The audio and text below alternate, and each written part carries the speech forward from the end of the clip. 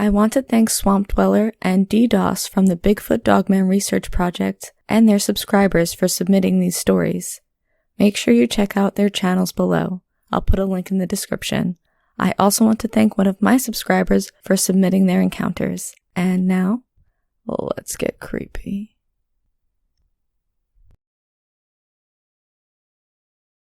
When I was a little girl, my papa lived in an old farmhouse in the upper end of Cleveland County, North Carolina. We used to go visit with him every Saturday. My dad, my mom, my baby brother and I, along with usually several of my dad's brothers, his sister, and their assorted children, would congregate after lunch at Papa's. Us cousins would play together outside, out in the woods, which ran behind my papa's farm and stretched for probably 10 miles to a dirt road, beyond which was an apple orchard and a cattle pasture. This was the early 80s in a rural area, back when kids could take off to the woods for hours and it was okay.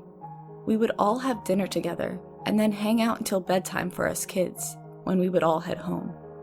At the time, I had just turned 8. My cousin Jay was 6. My brother and Jay's sister were both small toddlers, barely walking. The night in question, Jay and I and our little siblings were the only kids present at Papa's. He and I had spent the day playing in the woods as usual, and out in the yard where Jay was trying out his prized brand new skateboard. After supper, we hung out in the back bedroom watching TV until our parents informed us that it was time to go home. Papa's house had a glassed-in porch, which also served as a laundry room on the front, right outside the kitchen. This porch, because of the way the lot was laid out and the house was built, was fairly tall, and looking out the windows gave you a panoramic and slightly elevated view of the backyard. I would speculate that the porch windows were about 20 feet off the ground, and the backyard sloped away from the porch. The backyard was lit by 2 large lights, one which was mounted on a pole to the left of the yard, the other mounted on the side of Papa's shop, which was to the right. They were very bright, and each lit up a fairly large area. The only real shadowy part of the backyard was the area where a large tree stood, casting a shadow that fell between the shop and the greenhouse, which was to the far left of the yard. It was under this tree that Jay had left his skateboard when we stopped playing to eat supper, and he and I decided that we should go out and get it while our parents were still saying their goodbyes in the kitchen. The Wolfman was in the backyard. We saw him at the same time as soon as we entered the porch. He was man-sized, and he looked exactly like a werewolf from a bad B-movie. He had a shaggy, dark brown wolfman head with long, pointed ears and a lighter brown muzzle. His hands were human-like as best I can remember, though they were covered in dark fur and he had long claws. He was wearing a red and black checkered flannel shirt and blue jeans. I don't remember anything about his feet, whether he had shoes or claws, but his legs were straight, like a person's, not bent backwards like a dog. He was walking back and forth in the yard, almost robot-like or as if he were on a track. I can't really describe it well. It was like his legs were moving a little, but not enough to actually count as walking. It was more like he was gliding, but in a jerky way. His body was human in proportion. He would move from the edge of the light near the greenhouse across to the light near the shop, stopping when he reached the end of the illuminated area and turning around in a strange jerky way and gliding back. His eyes were red and glowed some, like one of those laser lights that you use to tease cats, that color and about that level of brightness. The only time he was out of our sight was when he passed into the shadowed area of the tree. He seemed to be showing off for us, wanting us to see him, or at least that's what it felt like. The feeling that he carried with him was of overwhelming malevolence. I felt like he knew we were there and could see us watching, and feel that we were afraid, and he was glad. Not sure if that makes sense, but it was what I felt at the time. Dread and fear, and like he was aware of us and doing what he was doing on purpose to scare us. Of course, we freaked out and started screaming for our parents. And of course, once they all rushed out onto the porch, only to hear us hysterical because the wolfman was in the backyard, they said the usual parent thing about overactive imagination and too much Scooby-Doo. Because even though he was there walking back and forth right in front of them, and we could both see him, none of the adults present could. I remember pointing and saying, "It's out there!" and being really frustrated because they couldn't see it. Finally, my dad, determined to put an end to the nonsense, announced that he was going to go out to the yard and get Jay's skateboard from under the tree. We tried to stop him, but he went anyway. At the time, the wolfman was still doing his strange gliding walk back and forth. When my dad opened the porch door and hit the steps that led from the porch to the yard, he triggered the motion sensor light which was on the corner of the porch awning, lighting up the shadowed tree area. Just before this happened, the wolfman had stepped into that shadowy area and disappeared from view in the dark. When the light came on, lighting up the tree area, the wolfman was just gone. It was as if he had vanished into thin air, as they say. We never saw him again, though we became mildly obsessed with werewolves for a while after that and started hoarding silver in case we needed to make silver bullets. When you are a child, it's pretty amazing what you can consider normal. We were scared at the time it happened, but it's like afterwards, it didn't feel completely real because it was so bizarre, and we sort of made a game out of it. A few weird things happened to us in the woods after that, but nothing that could be considered paranormal beyond doubt, and nothing like seeing the wolfman. Years passed, but I always wondered about what we saw that night. My cousin Jay forgot about it altogether. I asked him about it just a few months ago, and he didn't remember it at all. What really brought it back to my memory was the story in Linda Godfrey's Real Wolfman about the girl who saw the hitchhiking werewolf wearing clothes. Before that, I'd never seen a serious report of a canine or lupin humanoid wearing clothes in any publication. I don't often tell anyone about the wolfman we saw because it sounds so completely crazy. Of course, my parents and Jay's parents never for 1 second believed we saw anything. I don't fully know the history of the land around Pawpaws. I know that there were lots of Catawba Indians in that area before colonial times, and that there are several strange formations in that part of the county that people claim are Indian mounds, though none of them seem to be officially recognized as such. There have been several Bigfoot flaps in that county as well, and there are black panthers there. I have seen both black and tan panthers, as has my father and many hunters he knows, though they are not, in my opinion, anything supernatural, just regular animals. I have no idea, to this day, what it was we saw in the backyard. I find it hard to believe that it was actually a werewolf, but I feel like it was something paranormal. Seeing it caused me to have a lifelong interest in cryptozoology and Fortean phenomenon. I've thought a lot about it, and I sort of feel like John Keel was right when he suggested that there is something out there that messes with us, just because it can.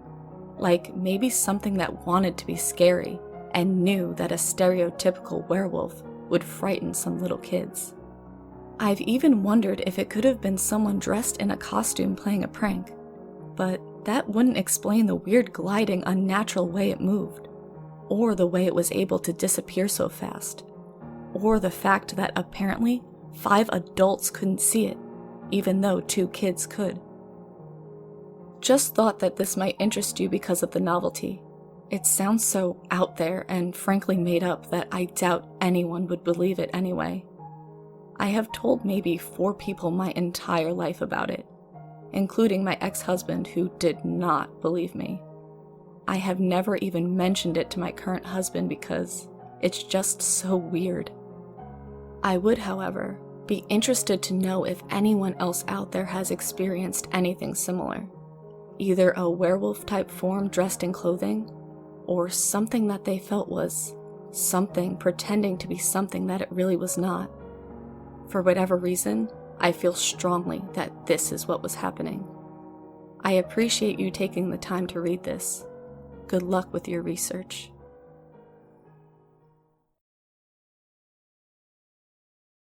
All three of my encounters take place in northern Vermont, not far from the Canadian border. My first encounter happened when I was around 11 or 12 years old. I was having a sleepover at a friend's house. We stayed in their fifth-wheel camper outside, though. On the property, they have about 10 barns in various stages of dilapidation.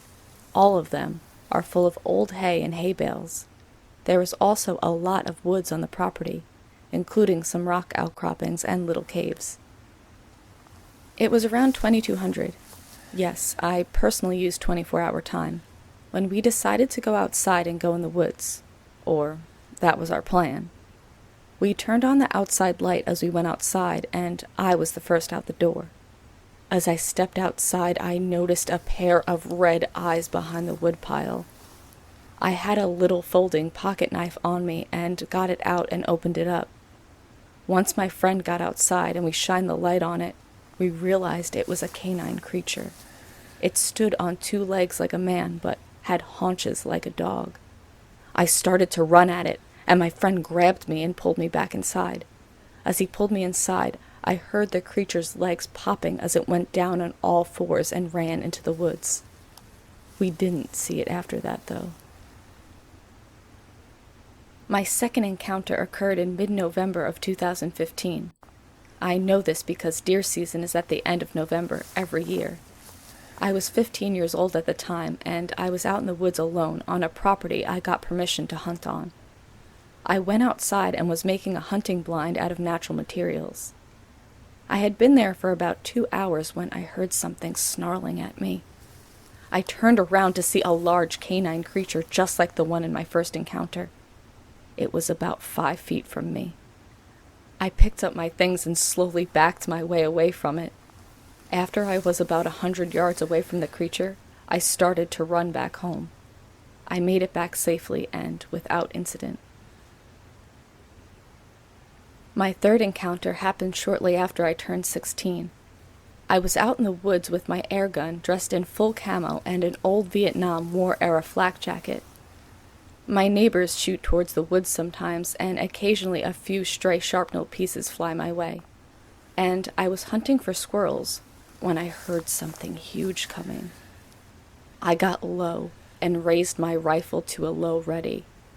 I looked up to see a Dogman staring straight at me. It luckily hadn't noticed me, though. It was at this point that I sent an 8.4 grain piece of lead from my .177 rifle straight into the thing's nose right between the nostrils. It jumped up right as I did. I jumped up and pulled a 6-inch long knife with saw teeth on the back and started running at the thing. It took off, and I was so pissed off that I kept seeing this thing in my territory that I chased it for 300 yards before it ran across the road into the woods on the other side. I then turned back and went back home.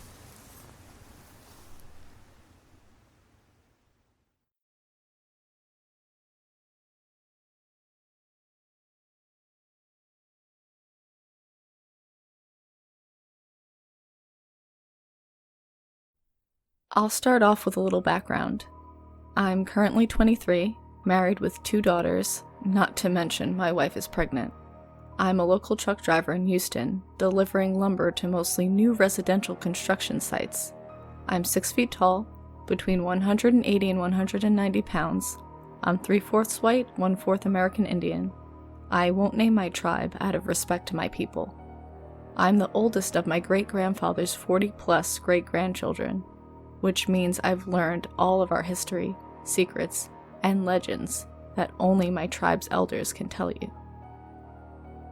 Anyway, my experience was on the 20th of July in 2012.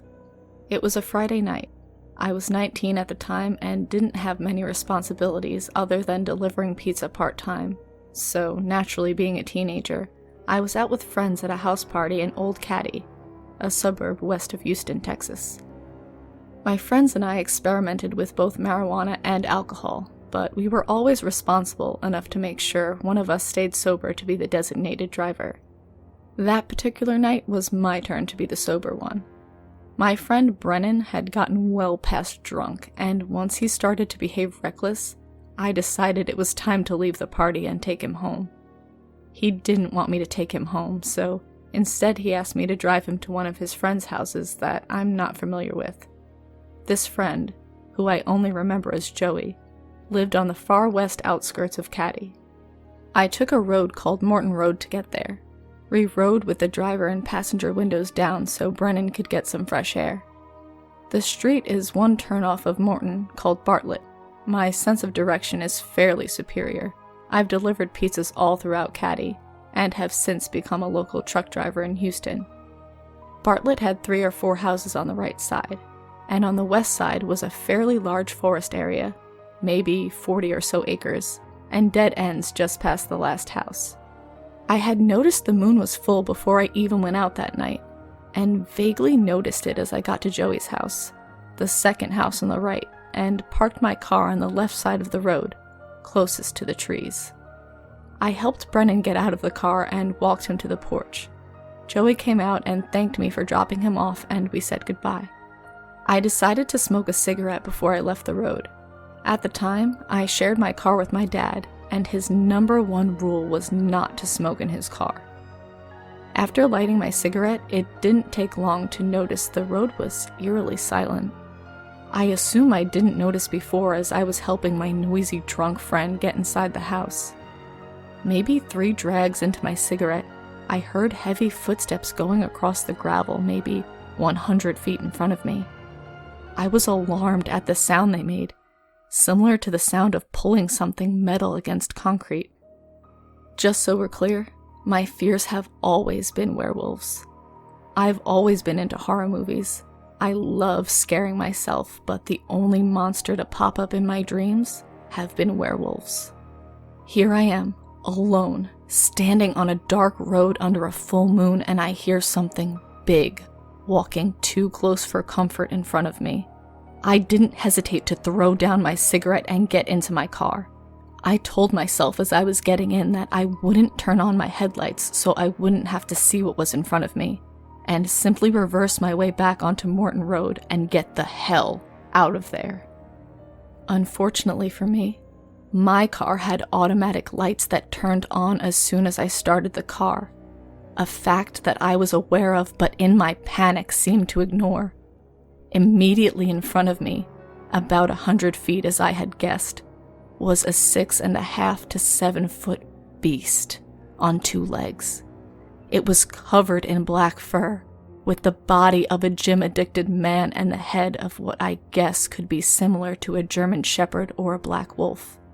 It had human-like feet covered in the dark fur as well, with large claws sticking out about 2 inches, and it held its left hand out in the same way a human would, reaching for something in front of him or her. I noticed that the fingers ended in large claws as well. While this was enough to cause my jaw to drop, what got me the most was that it was wearing torn blue jeans that seemed too tight and unnaturally torn, and an open flannel blue shirt that was ripped at its bulky shoulders. It looked my way when the lights revealed it and glared at me with narrowed yellow eyes, baring its large fangs. My windows were still down and I hadn't touched my radio, so I had no trouble hearing the loud growl it let out.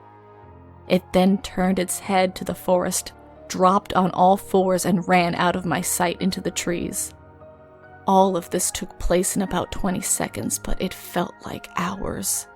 At this point, I literally had tears in my eyes, but didn't hesitate for 1 second longer to shove my car in reverse and put the gas pedal to the metal. I heard loud growling and grunting as I was leaving. I reversed onto Morton Road and went 80-90 miles an hour down the streets leading back to Caddy, and I didn't slow down until I was on Interstate 10. While still on Morton Road, I kept my eyes in front of me and sobbed the whole time because I had never been so scared in my life. I can swear that the look I got from this creature was communicating to me that I had no business seeing him and that he wanted me gone. The look reminded me of criminals on TV being caught in their wrongdoings and wanting to cause harm to those who witnessed it. I got home, ran inside, and called my Scottish Terrier into my room and didn't sleep till the sun was up. To this day, I've never had a desire nor the nerve to go back to that part of Morton Road. I obsessed over the idea that I had seen a werewolf and researched werewolf sightings on Google, and was intrigued by the Beast of Bray Road and Michigan Dogman sightings, and everything else that came up. I was disappointed to see that nothing I found on the web was precisely what I saw. While the beasts others have encountered seemed similar, none were spotted wearing clothes. I told my mother and father what I had seen, and while my mother could tell I was being genuine, my father was more interested in me driving that far from home without letting him know, so I stopped talking about it. Of the 7 people outside of my family I've told, only my now wife and one friend seemed to believe me. Most laughing and asking stupid questions such as, "Did you ask the werewolf if he got the vampires yet?" and similar things like that.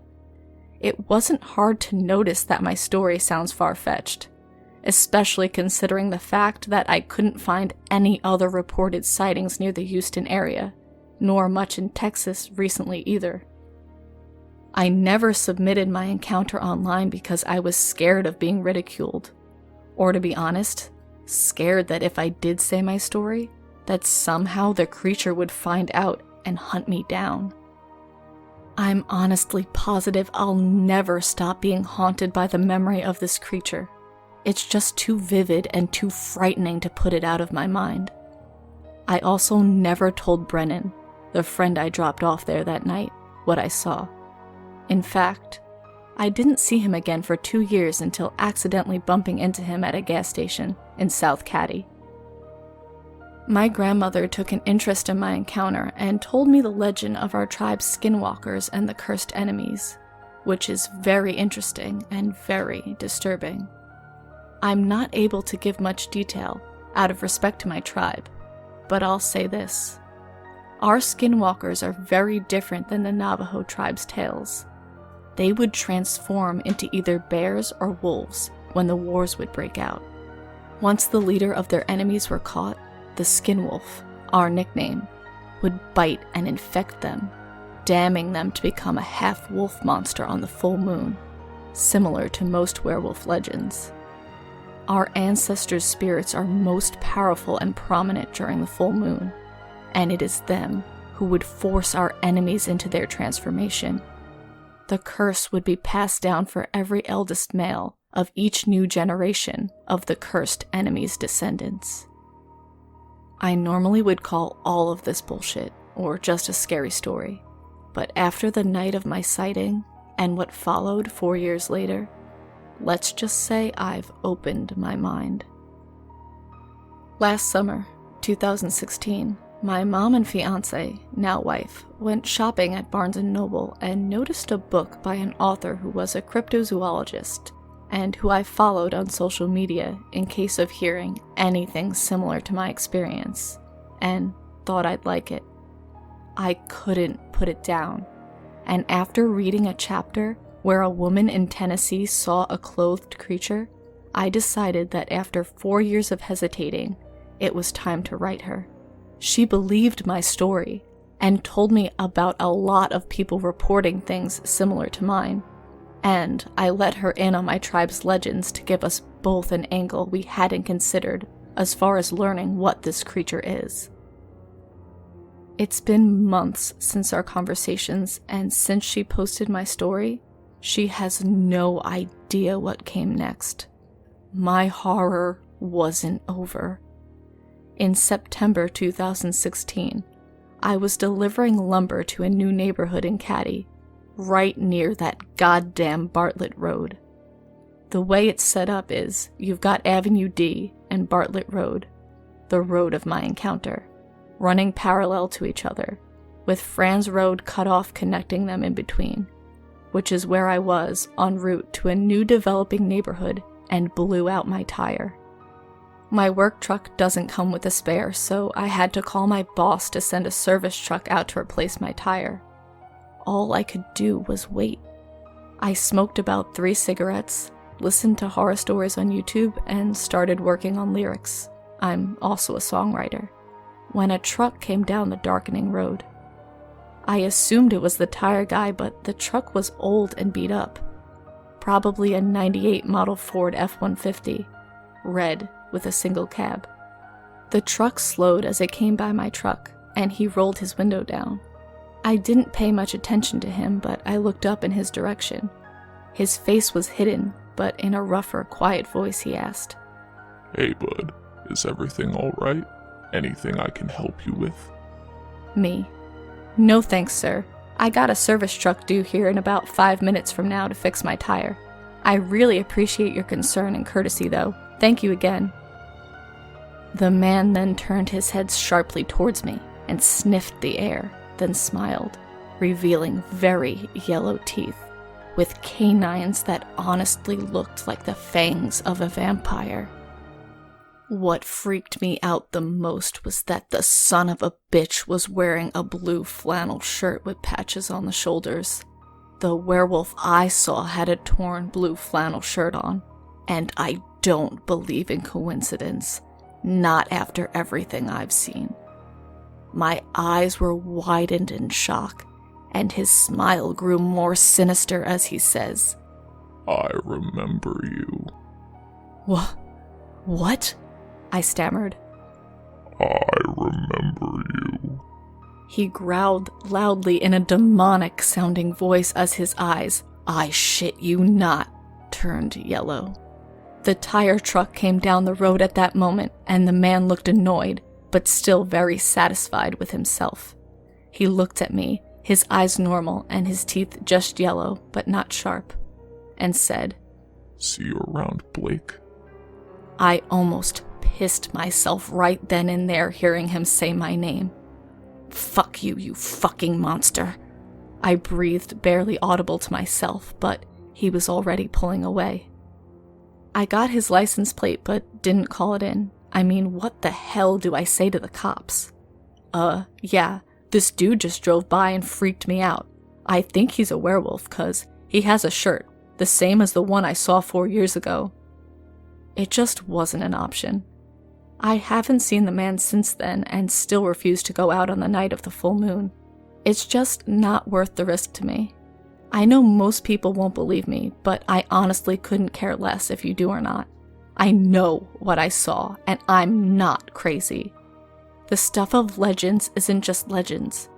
This all has proved to me that the world we know is full of things we can never possibly understand. My advice to you is to not put yourself in situations that would be bad in a horror movie. I was the lucky survivor. You might be the first unlucky victim of the never-ending hunger and rage of the beast.